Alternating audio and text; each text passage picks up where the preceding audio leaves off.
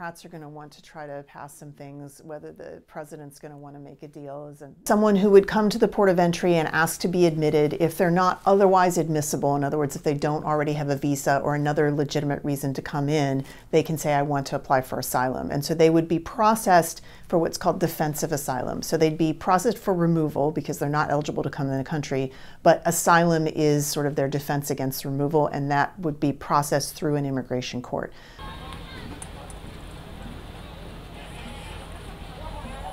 We have, for the first time, a majority of those coming to the US-Mexico border are not Mexican, they're not single men, they're not just looking for work, they are applying for asylum, and their children and families. And our processes, procedures, and infrastructure were not built for that at this level.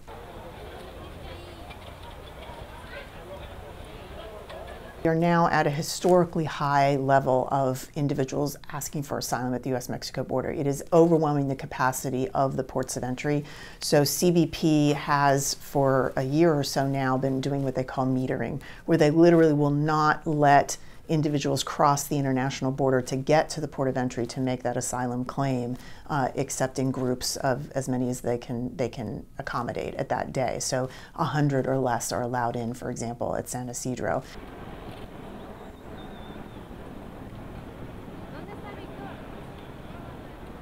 So now they're telling folks that they want them to say, okay, we're going to negotiate an agreement with Mexico that under our law you can come and apply for asylum, but we're not going to release you into the United States to wait for your court date. You're going to have to go back to Mexico and wait in Mexico.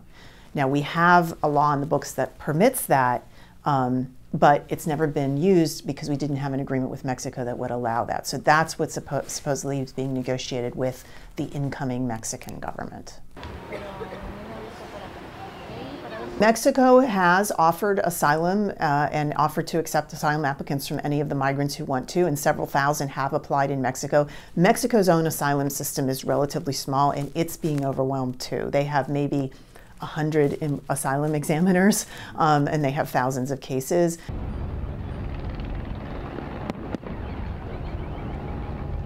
Mexico has also been deporting migrants. Mexico has deported over 100,000 migrants back to Central America as well, including, we understand, many of those who maybe breached the border over the weekend have been detained and are being deported by Mexico.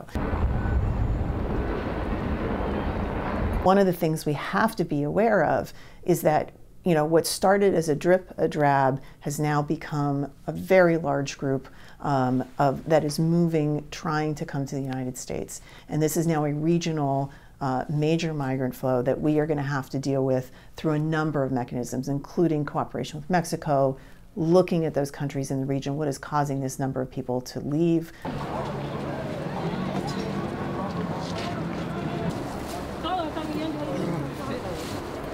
Mexico has gone to the United Nations High Commissioner for Refugees to ask for additional help and resources for their own asylum process. I think the United States should support that. We should also look at our own asylum process and recognize that, okay, we did not have the capacity to address this, but this is now more than a glitch, right? This is not a one-time thing. This has been going on now since 2014 when the unaccompanied children started coming. So this is the new reality of what migration at the US-Mexico border is going to look like.